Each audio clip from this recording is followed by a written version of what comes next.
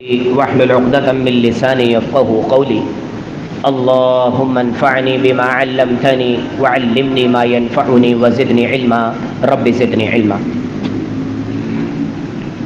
تمام تر تعریفات، تمام تر تسبیحات، تمام تر تحلیلات، تکبیرات، ہر قسم کی بڑائی، کبریائی، تعریفی اور عمدہ کلمات اس رب العالمین احکم الحاکمین، اس اکیلے وحدہ لا شریک لہ کے لیے ہیں جس نے پوری کائنات کو، کائنات کے نظام کو پیدا کیا، اکیلے تنہا اسے چلا رہا ہے، اور ایک مقررہ وقت پر اس پورے نظام کو اللہ رب العالمین ختم کر کے اور اپنی بارگاہ میں ایک ایک فرد کا بڑی باریکی سے حساب لینے والا ہے۔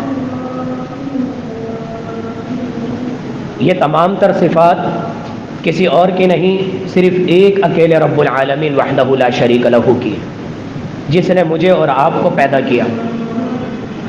ساتھ ہی کروڑوں اربوں درود و سلام ہو پیغمبر آخر الزماں، شافی روز جزا، آمنہ کے لال، با کمال بے مثال محمد الرسول اللہ صلی اللہ علیہ وسلم کی ذات اقدس پر کہ آپ صلی اللہ علیہ وسلم کی شان یہ ہے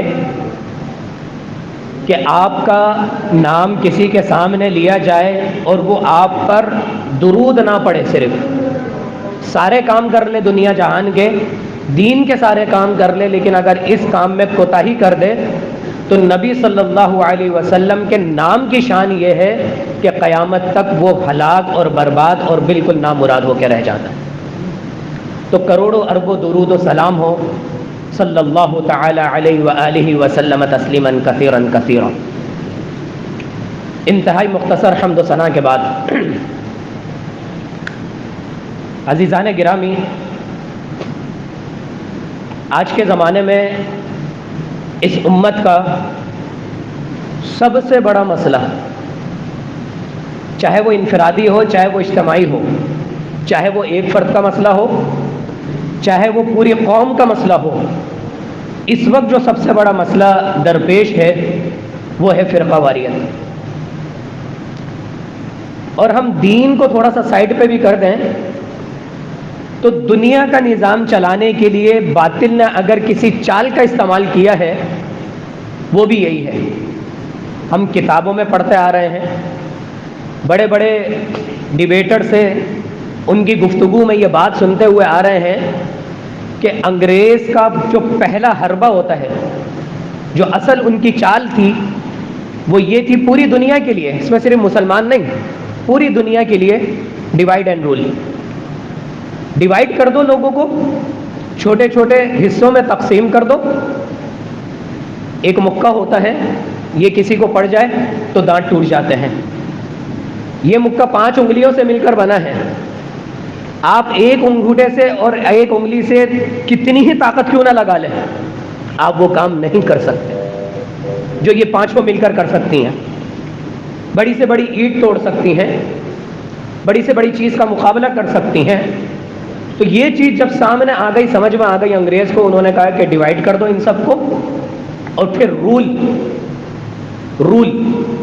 نہیں، رول RULE، اور پھر ان کے اوپر حکومت کرو۔ کسی کے اوپر حکومت کرنے کا طریقہ سب سے پہلے یہی ہے کہ ان کو حصوں میں تقسیم کر دو اور پھر ان کے اوپر حکومت کرنے لگو، اور یہی کیا انہوں نے۔ اور صرف پاکستان کے ساتھ نہیں، انڈیا کے ساتھ بھی یہی کیا انہوں نے، دیگر ممالک کے ساتھ بھی یہی کیا۔ ہمارے ساتھ میں مسئلہ کیا ہے، ہم نے قرآن کی تعلیم کو بالکل سائڈ پہ رکھ دیا اور گہرے میں آ گئے، چال میں آ گئے۔ حالانکہ اسی قرآن میں 1400 سال پہلے، جب کسی انگریز کا وجود نہیں تھا، جب اللہ رب العالمین نے اس کا توڑ بتا دیا تھا، لیکن ہم نے اس تعلیمات کو سامنے نہیں رکھا۔ تو آج مسلمان کی امت کا جو سب سے بڑا مسئلہ ہے وہ ہے فرقہ واریت۔ فرقہ واریت، بڑے بڑے علماء اس کے اوپر ڈیبیٹ کر رہے ہیں، بڑی بڑی کانفرنسز ہو رہی ہیں کہ آیا اتحاد کیسے قائم کیا جائے، فرقہ واریت کیسے ختم کیا جائے۔ سب سے پہلے تو ایک بات آپ ذہن میں رکھ لیں کہ نبی کریم صلی اللہ علیہ وسلم نے 1400 سال پہلے ایک بات ارشاد فرما دی جو بات اتھینٹک ہے، 100% ہے، اس سے کوئی بھی نہیں بچ سکتا. اور وہ بات کیا ہے؟ نبی صلی اللہ علیہ وسلم نے فرمایا کہ میری امت کا بھی وہی حال ہوگا جو پہلے یہود و نصارہ کی امت کا ہوا تھا، جو حضرت موسیٰ اور حضرت عیسیٰ علیہ السلام کی امت کا ہوا تھا. یہ نبی صلی اللہ علیہ وسلم کے الفاظ ہیں کہ وہی حال ہوگا. کیا حال ہوگا؟ آپ صلی اللہ علیہ وسلم نے فرمایا یہودیوں کے 71 فرقے ہو گئے تھے، نصرانیوں کے 72 فرقے ہو گئے تھے، اور میری امت کے 73 فرقے ہو جائیں گے. فرقے بنیں گے، یہ بات اتھینٹک ہے. لیکن نبی صلی اللہ علیہ وسلم نے آگے کیا فرمایا کہ 72 کے 72 جہنم میں جائیں گے، صرف ایک جنت میں جائے گا. اللہ اکبر کبیرہ. بہت تکلیف دہ بات ہے یہ، اور بہت باریک بات ہے یہ کہ میں نے مقابلہ کرنا ہے اور 72 فرقوں کی جانچ پڑتال کرنی ہے اور ان میں سے اپنے آپ کو بچانا ہے. اور یاد رکھیں، ہم نے پچھلی مرتبہ بھی یہ بات کی تھی، جب اصلی اور نقلی مارکیٹ میں آ جائے گا تو جب تک آپ کو نقلی کی پہچان نہیں ہوگی تب تک آپ اپنے آپ کو نقلی سے نہیں بچا سکتے. کوئی بھی آپ کو ٹوپی پہنا دے گا، کوئی بھی آپ کو نقلی چیز میں اچھی پیکنگ پہنا کر اور پھر وہ بیچ دے گا. جب تک آپ کو پہچان نہیں ہوگی آپ اصلی چیز کی طرف نہیں جا سکتے. تو وہ جو ایک فرقہ ہے جنت میں جانے والا، اس کی پہچان ضروری ہے، اور یہ تبھی ہوگی جو اس کے ذرائع ہیں، جو سورسز ہیں، اور سورسز صرف اور صرف دو ہی ہیں. نبی کریم صلی اللہ علیہ وسلم نے حجت الوداع کے موقع پر اپنی امت کو یہ فرما دیا کہ ترکت فیکم امرین، میں تمہارے درمیان صرف 2 چیزیں چھوڑ کر جا رہا ہوں، جس شخص نے بھی ان دونوں چیزوں کو مضبوطی سے پکڑ لیا وہ ہرگز گمراہ نہیں ہوگا، ہرگز گمراہ نہیں ہوگا. تو یہ بات یاد رکھیں، آپ کے فرقے بنیں گے. یہ بات اس طریقے سے سمجھ لیجئے کہ نبی صلی اللہ علیہ وسلم نے فرمایا کہ قیامت کے قریب زنا عام ہو جائے گا، شراب پینے لگ جائیں گے، حرام کو حلال سمجھنے لگ جائیں گے، ہر گھر میں ناچ گانا آ جائے گا. یہ قیامت کے قریب ہونا ہے. لیکن کرنا کیا ہے؟ میں نے اپنے آپ کو بچانا ہے، آپ نے اپنے آپ کو بچانا ہے، میں نے اپنی فیملی کو، اپنی نسل کو، اپنے بیوی بچوں کو، اپنے گھرانوں کو بچانا ہے. اس سے معاشرہ دلدل میں جائے گا، معاشرہ مکمل طور پر خراب ہو جائے گا. میں نے اپنے آپ کو بچانا ہے. بالکل یہی معاملہ ہے کہ اگر ہم اس چیز پر کان دھر لیں گے کہ بھائی جناب علی نبی صلی اللہ علیہ وسلم نے فرمایا تھا بھائی فرقے تو بنیں گے، اب کیا کر سکتے ہیں؟ نہیں، میں نے اپنے آپ کو بچانا ہے. بھائی فرقے کل بھی تھے اور آج میری موت ہو جائے گی اور کل پھر فرقے پہ چلتے رہیں گے. سوال یہ ہوگا کہ میں نے اپنے آپ کو کتنا بچایا. تو یاد رکھیں اس کے لیے پہلی آیت جو بچنے کے لیے ہے، ہم سب سنتے ہوئے بھی آ رہے ہیں لیکن شاید ہم کو یاد نہ ہو، 4 سپارہ ہے، سورہ آل عمران ہے اور اس کی آیت نمبر 103 ہے. شاید کچھ بھائیوں کو یاد آ گئی ہوگی. 2 سال سے جمعہ پڑھاتے ہوئے کم و بیش میں نے 50 مرتبہ یہ آیت یہاں پر پڑھی ہوگی.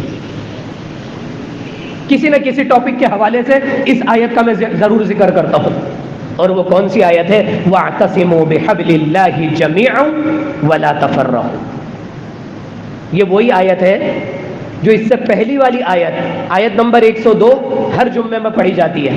یا ایھا الذین آمنوا اتقوا اللہ حق تقاتہ ولا تموتن الا وانتم مسلمون. اس کے بعد ہی یہ آیت ہے وَاعْتَصِمُوا بِحَبْلِ اللَّهِ جَمِيعًا وَلَا تَفَرَّقُوا. ہم صرف اس جملے کو پکڑ لیتے ہیں کہ وَلَا تَفَرَّقُوا وَلَا تَفَرَّقُوا، فرقوں میں نہ بٹو، فرقوں میں. بھائی کیسے نہیں بٹے؟ اس کا جواب پہلے ہی دے دیا وَاعْتَصِمُوا بِحَبْلِ اللَّهِ. اللہ کی رسی کو مضبوطی سے پکڑ لو. کیا ہے اللہ کی رسی؟ یہ قرآن.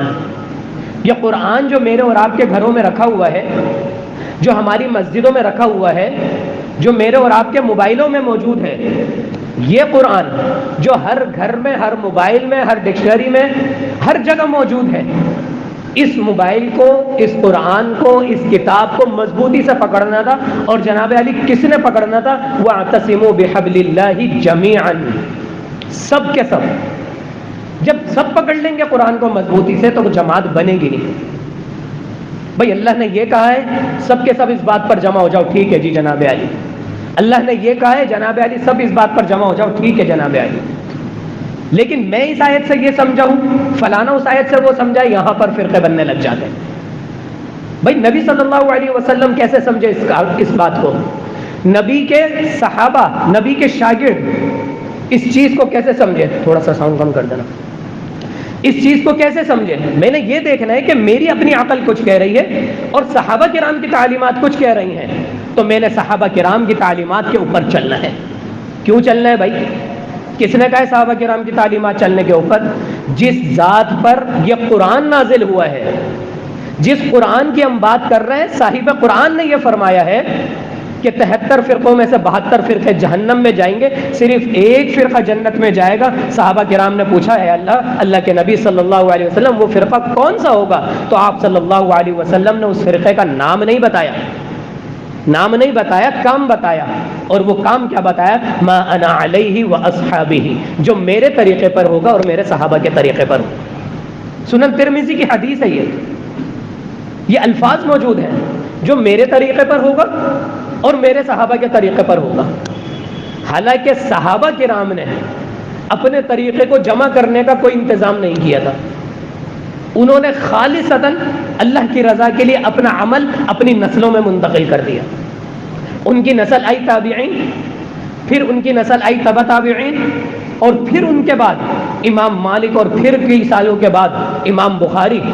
لیکن انہوں نے اس طریقے سے اپنی نسلوں کو یہ دین یاد کرا دیا تھا کہ جب امام بخاری اور امام مسلم کتابیں جمع کرنے کے لیے، حدیثیں جمع کرنے کے لیے جب نکلے، اللہ اکبر کبیرہ، ایک ایک بات، ایک ایک صحابی کا نام اور نبی صلی اللہ علیہ وسلم کی وہ ادا، جس وقت آپ نے جو حدیث بیان کی تھی، وہ ساری کی ساری نسلوں میں منتقل ہوتی رہی، یہاں تک کہ امام بخاری نے، امام مسلم نے اپنی کتاب میں جمع کر دیا. بہت ساری حدیثیں ایسی بھی ہیں جن کے اوپر اعتراض ہے، جن کی سند ضعیف ہے، ان کو سائڈ پہ رکھ دیتے ہیں. لیکن جن کی سند بالکل صحیح ہے، اتھینٹک ہے، وہ تو میرے اور آپ کے لیے معیار ہے، میرے اور آپ کے جنت میں جانے کا ذریعہ ہے. تو یاد رکھیں وَاعْتَصِمُوا بِحَبْلِ اللَّهِ، پہلے جملے پر ہم نے عمل کرنا ہے کہ اللہ کی رسی کو مضبوطی سے پکڑ لو. اور یاد رکھیں ہر رسی کا دو سرے ہوتے ہیں. کوئی یہ نہیں کہہ سکتا کہ ایک رسی ہے تو اس کا سرا ایک ہی ہوگا، نہیں، دو سرے ہیں، ایک قرآن اور ایک حدیث. کوئی بھی رسی لے لیں، کوئی بھی راڈ اٹھا لیں، یہ سترا رکھا ہوا یہ اٹھا لیں، ایک سرا یہاں پر، ایک سرا یہاں پر. رسی کا بھی ایک سرا کہیں سے باندھا جاتا ہے اور دوسرا سرا کہیں سے باندھا جاتا ہے، پھر وہ ساری چیزیں جڑ جاتی ہیں. گاڑی کو ہم نے ٹو کرنا ہوتا ہے کہ ایک آگے والی گاڑی سے رسی باندھی جاتی ہے، ایک پیچھے والی گاڑی سے، اور ایک سرا اگر ٹوٹ گیا کیا ہوگا؟ راستہ بھٹک جائیں گے، آگے والی گاڑی نکل جائے گی، پیچھے والے کا کچھ پتہ ہی نہیں ہوگا. تو دونوں رسیوں کو مضبوطی سے باندھنا ہے آپس میں، تب کہیں جا کے ہم منزل پر پہنچ سکتے ہیں. ہمارے معاشرے میں ایسے لوگ، ایسا فرقہ موجود ہے جو کہتا ہے صرف قرآن، اور نتیجہ یہ نکلا کہ قبر کہیں انکار کر دیا، قبر کہیں انکار کر دیا، کیونکہ قرآن میں موجود نہیں ہے. قرآن میں بہت ساری جگہوں پر قبر کا ذکر موجود نہیں ہے، انہوں نے کہہ دیا. وہ کہتے ہیں کہ کسی نبی کی قبر کا ذکر قرآن میں موجود نہیں ہے تو کسی نبی کو دفنایا نہیں گیا. انا للہ و انا الیہ راجعون. اس کے بانی ہے محمد شیخ، شاید آپ نے نام سنا ہوگا، ان کی زبانی خود میں نے سنا ہے کہ کسی نبی کو قبر میں نہیں گیا. یہ جو نبی صلی اللہ علیہ وسلم کی مدینے میں قبر بنی ہوئی روضہ مبارک، یہ صرف اوپر سے ایک نقشہ ہے، اندر کوئی نبی صلی اللہ علیہ وسلم نہیں ہے، نعوذ باللہ. اس نتیجے پر پہنچا دیتا ہے. کیا ہوا؟ رسی کا ایک سرا کاٹ دیا گیا، آگے والی گاڑی کہیں کی کہیں نکل گئی، پیچھے والی گاڑی کہیں کی کہیں نکل گئی، راستہ بھٹک گئے، ہمیں کچھ پتہ ہی نہیں چل رہا ہم کہاں چل رہے ہیں. تو دونوں سرے مضبوطی سے پکڑنے ہیں، قرآن کو اور حدیث کو. اب سوال یہ پیدا ہوتا ہے کہ پوری امت کو کیسے جمع کریں بھائی؟ لوگ جو ہیں وہ تو ماننے کو تیار ہی نہیں ہے. ہر شخص اپنا اپنا مسلک لے کر بیٹھا ہوا ہے، ہر شخص بھی نہیں، ہر مولوی اپنا اپنا مسلک لے کر بیٹھا ہوا ہے. تو یاد رکھیں میری ذمہ داری میرے احاطے تک ہے، آپ کی ذمہ داری آپ کے احاطے تک ہے، اور ان علماء کی اور ان مولویوں کی ذمہ داری ان کے احاطے تک ہے. میں نے اپنے آپ کو فرقوں سے کیسے بچانا ہے؟ سب سے پہلی چیز یہ دیکھنی ہے. میں آپ کو اس کا بہت آسان حل بتا دیتا ہوں، بہت آسان حل بتا دیتا ہوں. سب سے پہلے آپ وہ 10 مسائل اٹھائیں جن کے اندر اختلاف پایا جاتا ہے، اور اس میں جو سب سے بڑا ہمارا المیہ ہے نا مسئلہ، وہ ہے نماز کا. انا للہ و انا الیہ راجعون. وہ نماز جس کے بارے میں نبی صلی اللہ علیہ وسلم نے فرمایا کہ مفتاح الجنہ الصلاۃ، جنت کی چابی جو ہے وہ نماز ہے. اس نماز میں ہاتھ یہاں باندھنے ہیں یا نیچے باندھنے، اس میں اختلاف. اذان سے پہلے درود پڑھنا ہے نہیں پڑھنا، اس میں اختلاف. اذان کے بعد کی جو دعا ہے اس میں اختلاف. سورہ فاتحہ پڑھنی ہے نہیں پڑھنی، اس میں اختلاف. امام کے پیچھے ہم نے سورہ فاتحہ پڑھنی ہے نہیں پڑھنی، اس میں اختلاف. رکوع کیسے کرنا ہے کیسے نہیں کرنا، اس میں اختلاف. رکوع میں جاتے ہوئے اٹھتے ہوئے ہم نے رفع الیدین کرنا ہے نہیں کرنا، اس میں اختلاف. پہلی رکعت کے بعد جب اٹھیں گے تو آیا تھوڑی دیر بیٹھ کے اٹھنا ہے یا ڈائریکٹ اٹھنا ہے، اس میں اختلاف. سجدے میں جاتے ہوئے پہلے گھٹنے رکھنے ہیں پہلے ہاتھ رکھنے ہیں، اس کے اندر اختلاف. التحیات پڑھتے ہوئے کس وقت ہم نے انگلی اٹھانی ہے، آیا انگلی اٹھا کے ہلانی بھی ہے یا نہیں ہلانی، اس میں اختلاف. سجدہ سہو کرنے میں اگر نماز میں کوئی غلطی ہو جائے تو سجدہ سہو کیسے کرنا ہے، اس کے اندر اختلاف. انا للہ و انا الیہ راجعون، سلام پھیرنے کے بعد فوراً ہاتھ اٹھا کر دعا کرنی ہے یا نہیں کرنی، اس کے اندر اختلاف. حد ہو گئی ہے. المیہ ہے مسلمانوں کا. وہ چیز جو تمہارے جنت میں جانے کے لیے ذریعہ ہے. ایک راستہ میں نے بتا دیا کہ یہ راستہ یہاں پر سامنے مارکیٹ میں جاتا ہے. اب 4 گاڑیاں بیچ میں کھڑی ہوئی ہیں. اب آپ پوچھتے رہو گے میں یوں جاؤں یوں جاؤں یوں جاؤں یوں جاؤں یوں. بھائی سیدھا راستہ پکڑو. سب سے شارٹ راستہ کیا ہوتا ہے کہیں پر بھی جانے کے لیے؟ میں ایک دائرہ بناتا ہوں یوں گول. سب سے شارٹ راستہ اس کونے سے اس کونے پر آنے کے لیے کیا ہوگا؟ بالکل جو سیدھا ہوگا. تھوڑا سا بھی آپ کرو ہو گئے تو وہ کلومیٹر بڑھ جائے گا. بات آ رہی ہے سمجھ میں سب کے؟ تو سب سے سیدھا راستہ کیا ہے؟ وہ قرآن اور حدیث ہے جو سیدھی بات ہے اور سچی بات ہے. ہر جمعے میں ہم کیا سنتے ہیں؟ یا ایھا الذین آمنوا اتقوا اللہ، اے ایمان والو اللہ سے ڈر جاؤ. وقولوا قولا سدیدا، بات وہ کہو جو بالکل سیدھی اور سچی ہو. اللہ کے قرآن سے سیدھی بات کون سی ہو سکتی ہے؟ نبی صلی اللہ علیہ وسلم سے سچا بندہ دنیا میں کوئی ہو ہی نہیں سکتا. یہ ایمان ہے ہمارا. تو جب نبی صلی اللہ علیہ وسلم کی حدیث آ گئی، پھر میرے والد ہی کیوں نہ ہو، میرے گھر کا امام ہی کیوں نہ ہو، میرے مسلک کا امام ہی کیوں نہ ہو، میرے اپنے استاد ہی کیوں نہ ہو، یہ آپ ذہن میں بٹھا لیجئے بات کو کہ غلطی کسی سے بھی ہو سکتی ہے سوائے نبی کریم صلی اللہ علیہ وسلم. یہ بات بٹھانی پڑے گی آپ کو ذہن. تو کوئی بھی کیوں نہ ہو میں اس کی بات کو رد کر دوں گا اور میں اس کی بات کو مانوں گا نبی صلی اللہ علیہ وسلم کی. تو سب سے پہلے مجھے حیرت ہے ان لوگوں پر جو اپنی نماز کو لے کے 10 سال سے 15 سال سے نمازیں پڑھے جا رہے ہیں اور انہیں یہی نہیں پتا جس امام کے پیچھے وہ نماز پڑھ رہے ہیں. ہماری اس مسجد میں جو لوگ نماز پڑھ رہے ہوتے ہیں، مجھے حیرت ہے کہ وہ مجھ سے اگر سوال کیوں نہیں کرتے کہ قاری صاحب آپ تو یہاں پر ہاتھ باندھتے ہیں اور میں یہاں پر باندھتا ہوں، کوئی تو وجہ ہوگی آپ کے سینے پر ہاتھ باندھنے کی. مجھے بھی بتا دیجیے، میں بھی اپنی جنت کا راستہ صحیح کر لوں. آپ غلط ہوں گے تو میں آپ کو سمجھا دوں گا، لیکن ہمیں پتہ ہی نہیں ہے کہ ہم جو بچپن سے نماز پڑھتے ہوئے آ رہے ہیں آیا وہ کتابوں میں درج ہے بھی یا نہیں ہے. قاری صاحب آپ اٹھتے بیٹھتے کیوں یہ تکلیف اٹھاتے ہیں بار بار؟ سکون سے ہاتھ کو یوں رکھیں اور پھر نیچے کر کے رکوع میں چلے جائیں، کیوں یہ تکلیف اٹھا رہے ہیں؟ بھائی میرے نبی نے یہ تکلیف اٹھائی تو مجھ پر بھی فرض بنتا ہے میں یہ تکلیف اٹھاؤں. یہ تو میں الفاظ بول رہا ہوں آپ کو تکلیف، یہ تو سنت ہے، یہ تو ہم نے کرنا ہی کرنا ہے. تو پہلے آپ نماز کو لیجئے اور اس کے بعد آپ 10 علماء کو سلیکٹ کیجئے. 10 علماء کو، اہل حدیث، بریلوی، دیوبندی، اہل تشیع، ان کا تو خیر معاملہ ہی بالکل الگ ہے، نہ کریں ان کو سلیکٹ تو بہت اچھی بات ہے. جو آپ کو صحیح لگتے ہیں آپ علماء کو سلیکٹ کیجئے اور ان کے پاس جا کر بیٹھیے. صرف ان سے ایک مسئلے پر پوچھئے کہ یہ جو آپ نماز کا طریقہ کرتے ہیں مجھے ذرا اس کے دلائل بتا دیجئے، میں نماز سیکھنا چاہتا ہوں. شاگرد بن کے جائیں، استاد بن کے نہ جائیں، یاد رکھیں. اور ایک چیز میں آپ کو اور بتا دوں، قرآن اور حدیث پڑھنے کا جو صحیح طریقہ ہے وہ یہ ہے کہ آپ شاگرد بن کے پڑھیں، استاد بن کے نہ پڑھیں. پہلے سے آپ کوئی چیز ذہن میں بٹھا کر پڑھیں گے تو آپ کے سامنے سے حدیث گزر جائے گی اور آپ کو پتہ بھی نہیں چلے گا. کیوں؟ کیونکہ پہلے سے ذہن میں کوئی چیز فیڈ ہوئی ہے. آپ کسی سے سوال کر رہے ہیں، شاگرد بن کے کیجئے کہ بھائی میں نیا نیا مسلمان ہوا ہوں، یا میں نیا نیا دین کی طرف آیا ہوں، یا مجھے اب نماز کی اپنی فکر ہو گئی ہے، یا میں معاشرے میں دیکھتا ہوں کہ کئی طرح سے لوگ نماز پڑھتے ہیں، آپ مجھے صحیح طریقہ نماز کا بتا دیجئے. وہ آپ کو جو بتائے آپ نوٹ کر لیجئے. دوسرے عالم کے پاس جائیے، تیسرے عالم کے پاس جائیے. اس طرح آپ کو جو 10 عالم پسند ہیں آپ ان کے پاس جائیے اور پھر جو انہوں نے باتیں بتائی ہیں ان کو نوٹ کر لیجئے. اللہ کی قسم 1 گھنٹہ لگے گا آپ کو ان دلائل کو جمع کرنے کے بعد کتابوں میں تلاش کرنے میں. 1 گھنٹہ اور آپ کے سامنے پوری نبی صلی اللہ علیہ وسلم کی خالصتاً نماز آپ کے سامنے آ جائے گی. قاری صاحب اتنا ٹائم کس کے پاس ہے؟ کون جائے بھائی؟ تو میرے بھائی، میرے عزیز، میرے محترم، یہ جو ہم کام کے لیے نکلے ہوئے ہیں، میں بھی نکلا ہوا ہوں اپنی روزی روٹی کے لیے، آپ بھی نکلے ہوئے ہیں روزی روٹی کے لیے. یہ کس چیز کے لیے نکلے ہوئے ہم؟ اپنے گھر والوں کا پیٹ پالنے کے لیے اور اپنی زندگی گزارنے کے لیے کہ میری زندگی بہتر ہو جائے، کسی کے آگے ہاتھ نہ پھیلانا پڑے. اس بہتر زندگی کے لیے میں نے 24 گھنٹے میں سے 8 گھنٹے اپنی دنیا کے لیے مختص کر دیے کہ میں نے 8 گھنٹے تو کم سے کم 8 گھنٹے تو میں نے کام کرنا ہے. یہ ہے میری 50 سالہ زندگی کے لیے. آپ کو پتہ ہے کہ جنت کی زندگی کتنے سالوں کی ہے؟ 50 ارب سال. یہ بھی میں نے آپ کو کاؤنٹنگ میں صرف لمیٹڈ بتا دی. انلمیٹڈ زندگی ہے، خالدین فیہا، ہمیشہ ہمیشہ رہنے والی زندگی ہے. اس زندگی کو بہتر بنانے کے لیے کہ ہم اپنے 24 گھنٹوں میں سے 1 گھنٹہ نہیں نکال سکتے؟ نکالنا پڑے گا.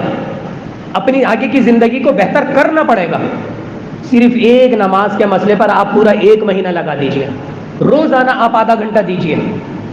اور اگر نہیں جا سکتے علماء کے پاس تو ویڈیو میں ان کے مسائل کو ڈسکس کر لیجئے، دیکھ لیجئے کہ یہ عالم کیا کہہ رہا ہے، یہ عالم کیا کہہ رہا ہے، یہ عالم کیا کہہ رہا ہے. اور جہاں تک آپ کی پہنچ ہو سکتی ہے ان علماء سے جا کر آپ بیٹھ جائیں آدھا گھنٹہ، صرف روزانہ آدھا گھنٹہ.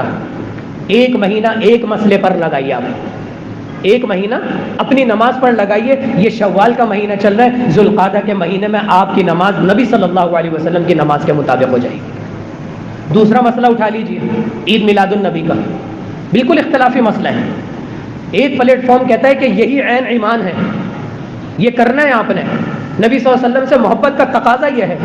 اور ایک پلیٹ فارم یہ کہتا ہے کہ بھائی یہی بدعت ہے خالص، کل بدعت ضلالہ وکل ضلالۃ فی النار. ہر جمعے میں کے اندر آپ یہ بات سنتے ہیں کہ بدعت میں اگر پڑ جاؤ گے تو اللہ تعالیٰ سنت اٹھا لے گا، اور بدعت گمراہی ہے اور گمراہی جہنم میں لے جانے والی ہے. اب میں کیا کروں بھائی؟ اس مسئلے میں بھی آپ بالکل یہی فارمولہ، 10 مسائل آپ اٹھا لیں، 10 مہینے لگا دیں، اللہ کی قسم 1 سال کے اندر آپ خالصتاً آپ کو سمجھ میں آ جائے گا کون سا عالم قرآن و حدیث کے مطابق بات کہتا ہے اور کون سا عالم قرآن و حدیث کے خلاف بات کہتا ہے. 1 سال اپنی زندگی کا خالص دین کو دیجئے تو صحیح، ورنہ تو ہم ساری زندگی لوگوں کو بولتے رہیں گے جناب فرقہ واریت ختم کرو، فرقہ واریت ختم کرو. کبھی ختم نہیں ہوئی. کیوں؟ کیونکہ میرے اندر سے فرقہ واریت ختم نہیں ہوئی. میں نے اپنے امام کو، اپنے قاری صاحب کے اوپر اندھی تقلید کر لی، اندھا بھروسہ کر لیا. نہیں کریں آپ کسی پر اندھا بھروسہ. جو آیت میں پڑھ کے سنا رہا ہوں یہاں پر، خود آپ سرچ کریں اور دیکھیں گے کہ قاری صاحب نے صرف ہوا میں باتیں کی ہیں یا پھر قرآن کی آیتیں پڑھ کر سنائیں گے. تو 4 سپارہ سورہ آل عمران اور اس کی آیت نمبر 103، وَاعْتَصِمُوا بِحَبْلِ اللَّهِ جَمِيعًا وَلَا تَفَرَّقُوا. اللہ کی رسی کو مضبوطی سے پکڑ لو اور جتنے اختلافی مسائل ہیں آپ ایک ایک کو کر کے کرتی جائیے. میرے پاس یہاں پر آ جائیے، میں آپ کو 1-1.5 گھنٹہ دوں گا، سارے مسائل کو آپ کو حوالے لکھوا دوں گا. پھر آپ جائیے دوسرے کے پاس، تیسرے کے پاس، اور پھر 1 مہینے کے بعد ایک رزلٹ لے کر آئیے. پھر آپ کو وہ جماعت مل جائے گی، وہ جو ایک فرقے کا نبی کریم صلی اللہ علیہ وسلم نے ذکر کیا ہے نا. تو جب صحابہ کرام نے پوچھا نا کہ اللہ کے نبی صلی اللہ علیہ وسلم کون سا فرقہ ہے وہ، تو نبی صلی اللہ علیہ وسلم نے پہلے ایک الفاظ کہے. کیا کہے؟ ہی الجماع. وہ ایک جماعت ہوگی، وہ ایک فرد نہیں ہوگا، وہ ایک جماعت ہوگی. تو آپ کو وہ پھر وہ جماعت مل جائے گی کہ کون سی جماعت ہے تو خالص قرآن اور سنت کی دعوت دیتی ہے. اور پھر اسی کے آگے والی آیت ہے، اسی کے آگے آیت نمبر 104، اس میں نبی کریم صلی اللہ تعالیٰ نے فرمایا وَلْتَكُمْ مِنْكُمْ أُمَّةٌ يَدْعُونَ إِلَى الْخَيْرِ وَيَأْمُرُونَ بِالْمَعْرُوفِ وَيَنْهَوْنَ عَنِ الْمُنْكَرِ. وَلْتَكُمْ مِنْكُمْ أُمَّةٌ، تم میں سے ایک جماعت لازمی ہونی چاہیے، يَدْعُونَ إِلَى الْخَيْرِ، جو خیر کی طرف لوگوں کو بلائیں. ایسا نہیں ہو سکتا کہ آپ تلاش کرنے کے لیے نکلیں اور اللہ رب العالمین آپ کی مدد نہ کریں. سر کیا گارنٹی ہے جو فارمولہ آپ بتا رہے ہیں کہ میں کامیابی تک پہنچوں گا؟ یہ تو آپ بتا رہے ہیں نا یہاں پر ممبر پہ کھڑے ہو گئے. قرآن و حدیث میں تو یہ فارمولہ بیان نہیں ہوا. تو یاد رکھیں یہ جو میں نے فارمولہ آپ کو بتایا ہے یہ قرآن کی ایک آیت کی روشنی میں بتایا ہے. کون سی آیت ہے وہ؟ اللہ تعالیٰ نے اپنے قرآن مجید میں 21واں سپارہ آپ اٹھائیے گا، سورۃ العنکبوت ہے اور اس کی سب سے آخری آیت ہے. سورۃ العنکبوت اس کی سب سے آخری آیت ہے. اللہ رب العالمین نے فرمایا کہ والذین جاہدوا فینا لنہدینہم سبلنا. آپ جدوجہد کر رہے ہیں، آپ محنت کر رہے ہیں تو اللہ رب العالمین نے فرمایا والذین جاہدوا، جو لوگ بھی جد و جہد کرتے ہیں فینا لنہدینہم سبلنا، ہمارے راستے کی طرف جو لوگ بھی جد و جہد کریں گے ہم البتہ ضرور فینا لنہدینہم سبلنا، ہم اپنے راستے کی طرف ان کو ضرور ہدایت دے دیں گے۔ ایسا ہو ہی نہیں سکتا آپ قرآن و حدیث کا چراغ لے کے نکلیں اور اللہ آپ کو راستہ نہ دکھائے، آپ نبی کا نام لے کے نکلیں اور نبی کا آپ کو راستہ نہ ملے، ایسا ہو ہی نہیں سکتا۔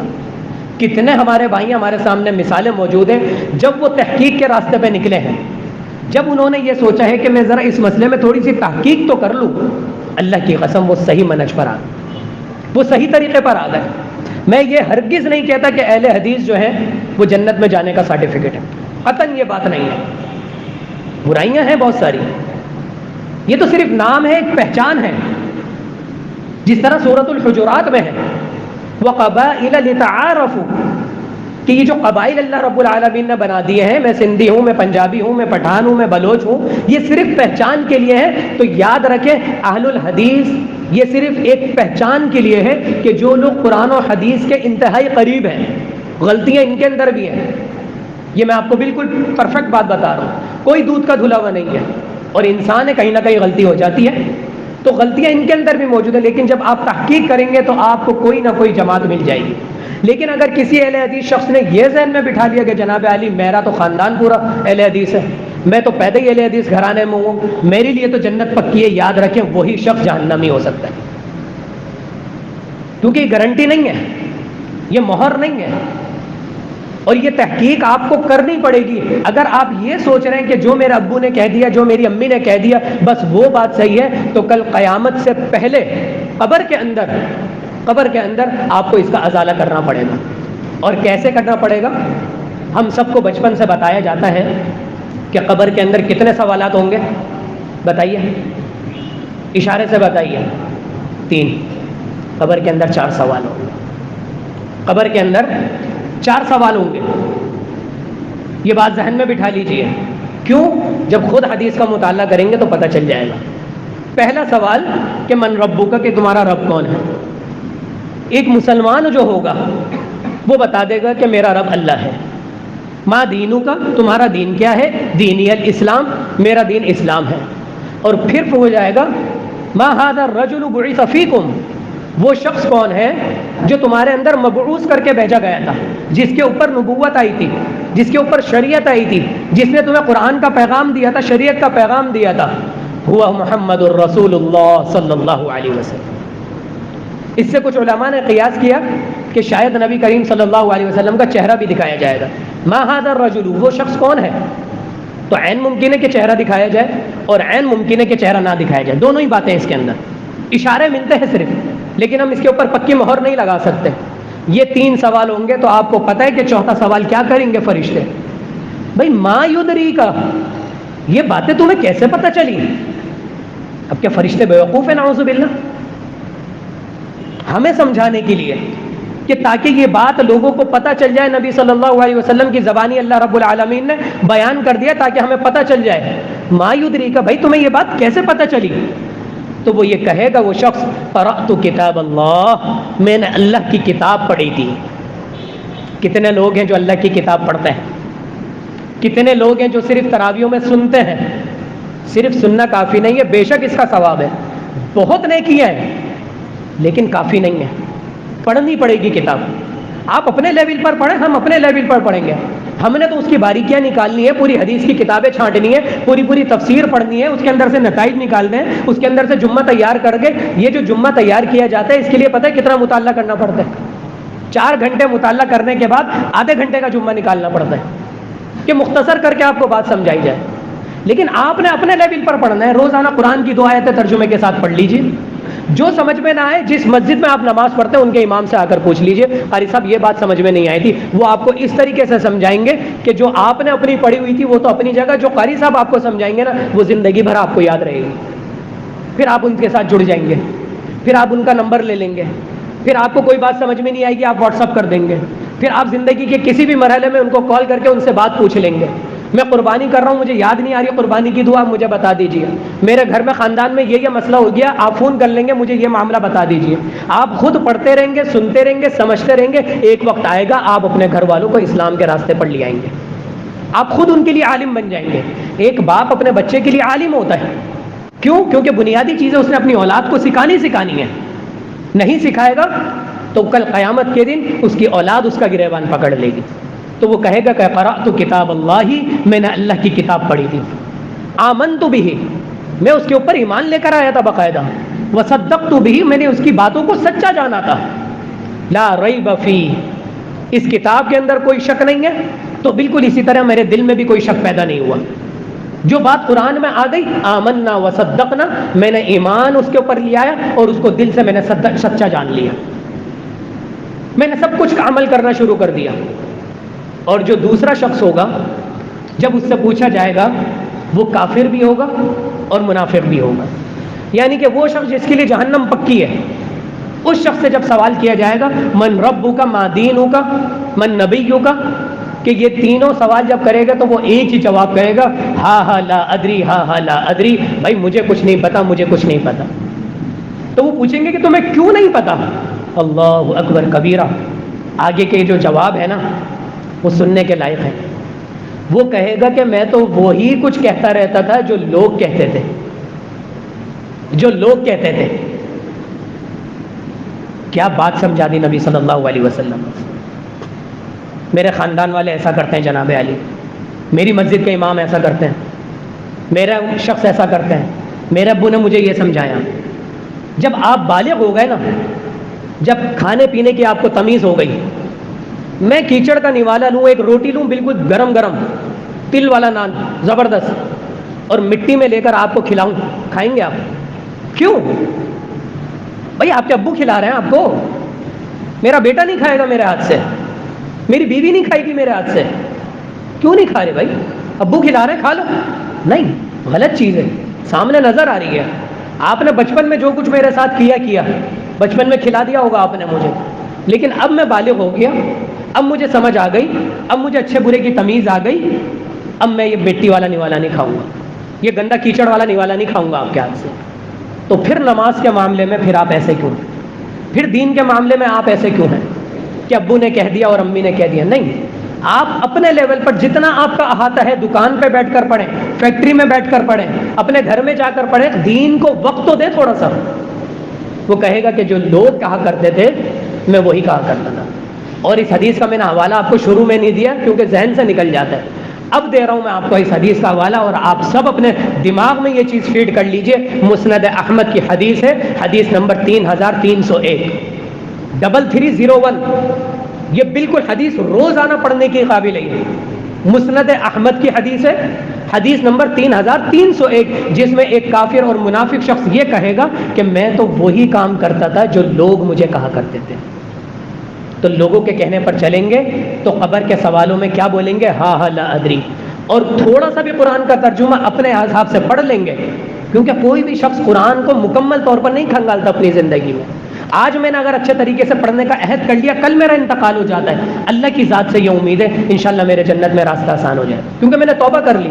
میں نے ایک کام کرنے کا عہد کر لیا، 2 دن کے بعد، 3 دن کے بعد، 1 سال کے بعد بھی میرا انتقال ہو جاتا ہے. میں پورا قرآن کا ترجمہ نہیں پڑھ پاتا، لیکن جتنا پڑھا اس کے اوپر عمل کرنے کی میری نیت پوری ہے تو کل میرا جنت میں جانے کا راستہ آسان ہو جائے گا. اللہ تعالیٰ سے دعا ہے کہ اللہ تعالیٰ ہم سب کو اس فرقہ واریت کے اندر سے نکال دے. اس جو ہمارے اوپر مسلط کر دیا گیا ہے اس چیز کو، تو یاد رکھیں سب سے پہلے فردی طور پر آج کا جو جمعہ تھا وہ فردی طور پر، انفرادی طور پر فرقہ واریت سے نکلنے کا ذریعہ تھا. اس کے علاوہ اگر کبھی موقع ملا تو اجتماعی طور پر ہم فرقہ واریت سے کیسے نکل سکتے ہیں، اس کا انشاءاللہ تعالی بیان ہوگا. اور اسی سلسلے میں ایک کانفرنس منعقد کی گئی ہے. کب کی گئی ہے؟ اتوار کے دن 7 تاریخ کو شاہراہ قائدین پر. یہ جو نمائش سے لے کے نورانی کباب والے پر جو روڈ نکل رہا ہے، اس روڈ پر شاہراہ قائدین پر بہت بڑا اجتماع منعقد کیا گیا ہے. اور تقریباً پورے کراچی سے، تقریباً کیا کنفرم پورے کراچی سے علماء کو، ہر مسلک کے علماء کو دعوت دی گئی ہے. اور وہ اس کے اندر آ بھی رہے ہیں اور خطاب بھی کریں گے کہ بھائی اپنے دلوں کے اندر سے سب سے پہلے میل نکالو. ایک دوسرے کے اوپر کفر کے فتوے لگانا بند کرو، حالانکہ وہ فتوے صحیح ہوتے ہیں شریعت کے اعتبار سے، لیکن پبلکلی فتوے نہیں لگانے چاہیے۔ آپ جب کسی کو اپنے آپ سے بدظن کر دیں گے تو سامنے والا آپ کی بات ہی نہیں سنے گا۔ تو دل صاف کریں، یاد رکھیں شرک سے آپ نفرت کریں، مشرک سے نہ کریں، کفر سے نفرت کریں، کافر سے نہ کریں۔ یہ انسانیت کے ناطے میں آپ سے کہہ رہا ہوں، اور حقیقت بات ہے شریعت بھی یہی کہہ رہی ہے۔ اگر نبی صلی اللہ علیہ وسلم بھی اگر کافر سے نفرت کرتے، مشرک سے نفرت کرتے تو مکے میں کبھی بھی اسلام نہیں پھیلتا۔ آپ نے شرک سے نفرت کی، لیکن مشرک کو اپنے پاس بٹھایا، اپنے پاس بلایا، ان کو دعوت دی، اور پھر ان کے کان میں بھی دین کی دعوت دی، ان کے خاندان میں بھی دین کی دعوت دی، اور روڈوں پر، سڑکوں پر، گلیوں میں بھی دین کی دعوت دی۔ تو یہی ہمارا طریقہ ہے۔ تو آپ سب نے شامل ہو کر وہاں سے الفاظ لینے ہیں۔ شامل کیوں ہونے ہیں؟ کہ جھمگٹا بنانا ہے؟ نہیں، جو علماء بیان کر رہے ہیں کہ دیکھیں کہ کیا بیان کیا جا رہا ہے، وہ آ کر اپنے دوستوں میں، اپنی محفلوں میں، اپنے دکانوں پر، اپنے گھر والوں میں، اپنے خاندان والوں میں بیان کریں، تاکہ یہ نفرتیں کم ہوں، اتحاد آ جائے گا۔ جب اتحاد آ جائے گا تو ہم قرآن و حدیث پر بھی جمع ہو جائیں گے۔ وَاعْتَصِمُوا بِحَبْلِ اللَّهِ جَمِيعًا، سب کے سب قرآن و حدیث کو مضبوطی سے پکڑ لو۔ اللہ تعالیٰ سے دعا ہے کہ اللہ تعالیٰ ہمیں اس فرقہ واریت کے دلدل سے ہم سب کو نکال دے، ہماری نمازوں کو درست کر دے، ہمارے عقائد کو درست کر دے، ہمیں نظروں کی حفاظت کرنے والا، نماز کی حفاظت کرنے والا بنا دے، ہمیں زبان کی حفاظت کرنے والا بنا دے۔ ربنا تقبل منا انک انت السمیع العلیم وتب علینا انک انت التواب الرحیم۔ ربنا تقبل منا انک انت السمیع العلیم وتب علینا انک انت التواب الرحیم۔ سبحان ربک رب العزة عما یصفون وسلام علی المرسلین والحمد للہ۔